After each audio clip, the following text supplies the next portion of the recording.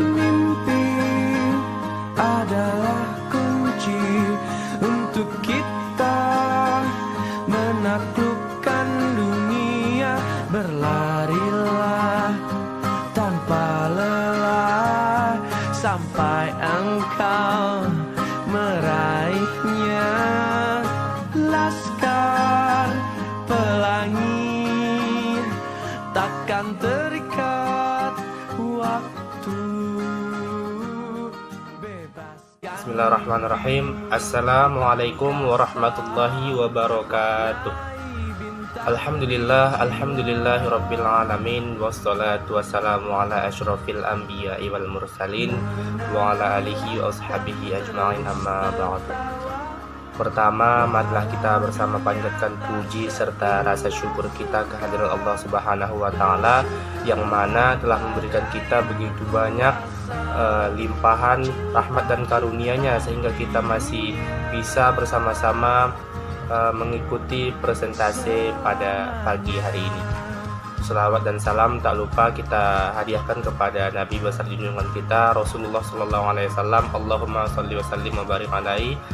Semoga kita sebagai umatnya mendapatkan syafaatnya di akhirat kelak. Amin amin ya rabbal alamin.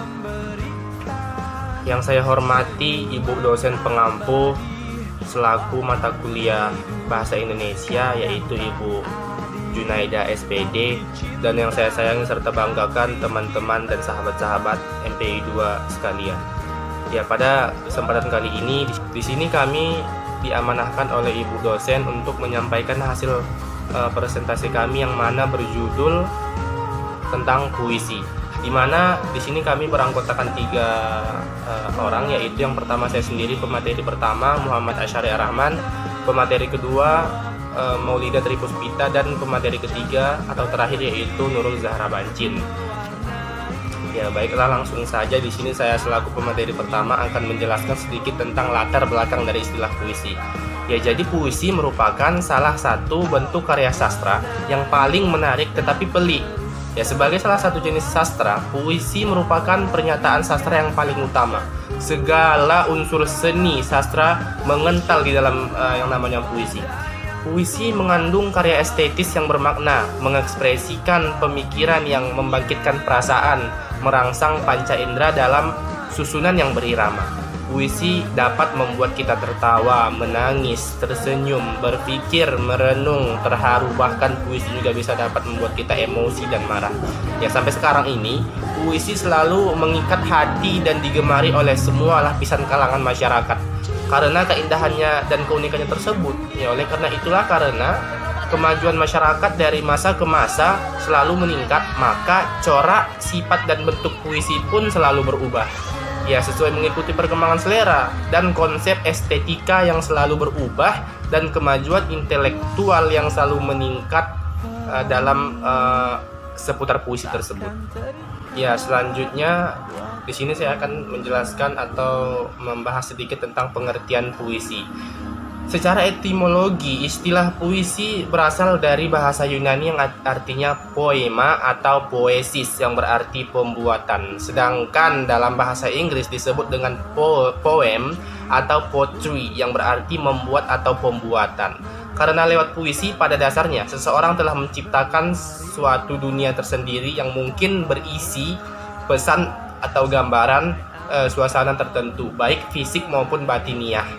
Ya, definisi puisi cukup banyak. Salah satu pendapat yang cukup mudah dipahami diantaranya mengatakan bahwa puisi adalah bentuk karya sastra yang mengungkapkan pikiran dan perasaan penyair secara imajinatif dan disusun dengan mengonsentrasikan semua kekuatan bahasa, yakni struktur fisik dan struktur batinnya. Ya, kemudian berdasarkan asal-usul istilah puisi dari atas dan berbagai pendapat para ahli, pengertian puisi dapat didefinisikan sebagai salah satu cabang sastra yang menggunakan kata-kata, rima dan irama sebagai media penyampaian untuk membuatkan ekspresi, ilusi dan imajinasi.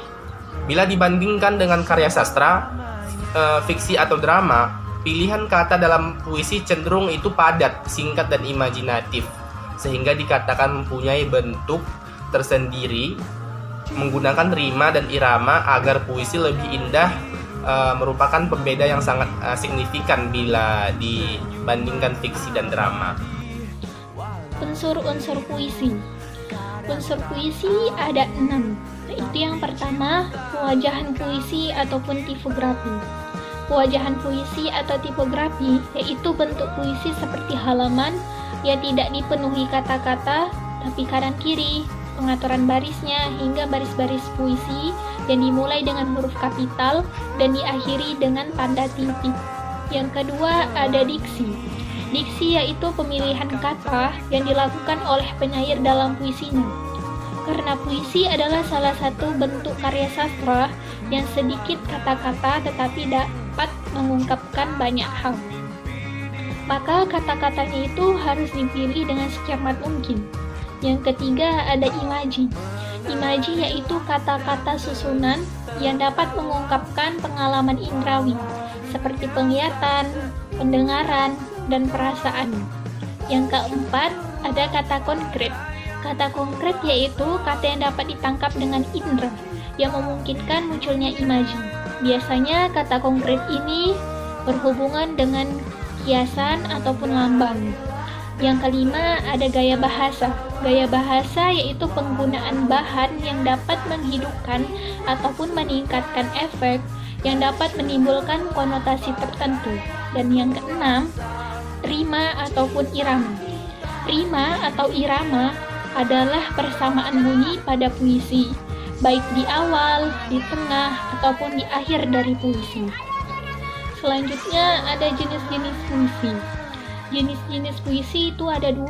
Yang pertama, puisi lama.